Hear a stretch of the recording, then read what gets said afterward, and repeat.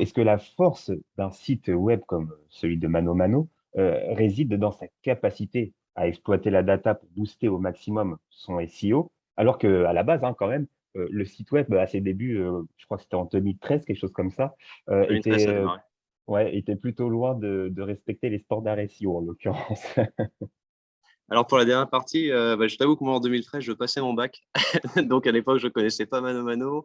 Tu te Je dédouanes. devais je devais même pas savoir ce que c'était que le SEO et je savais pas non plus que je débuterais ma carrière dans la data science. Mais en tout cas, ce que je peux dire, je peux parler de ce que je connais, c'est que, Mano Mano d'une manière générale, hein, c'est une entreprise qui est, très data driven, on va dire.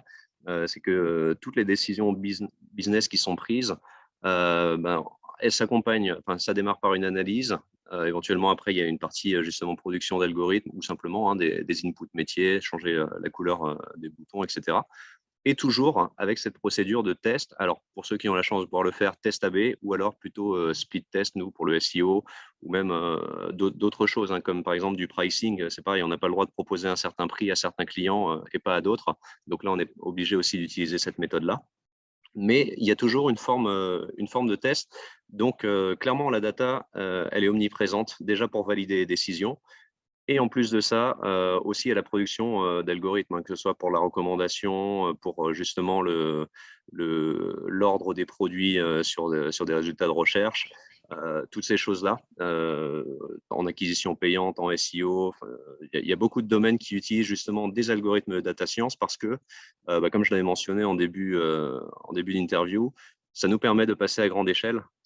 On est quand même sur un site web qui a pas mal de pages, donc c'est important.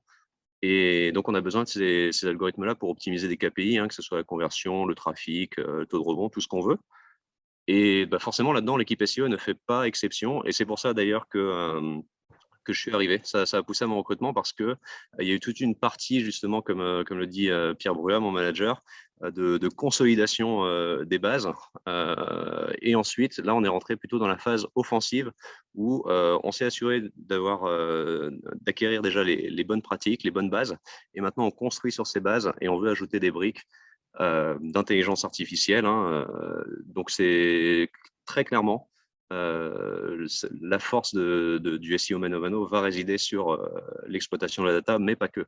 Encore une fois, il faut toujours continuer à avoir il faut les basiques, sinon ça sert à rien d'ajouter par-dessus.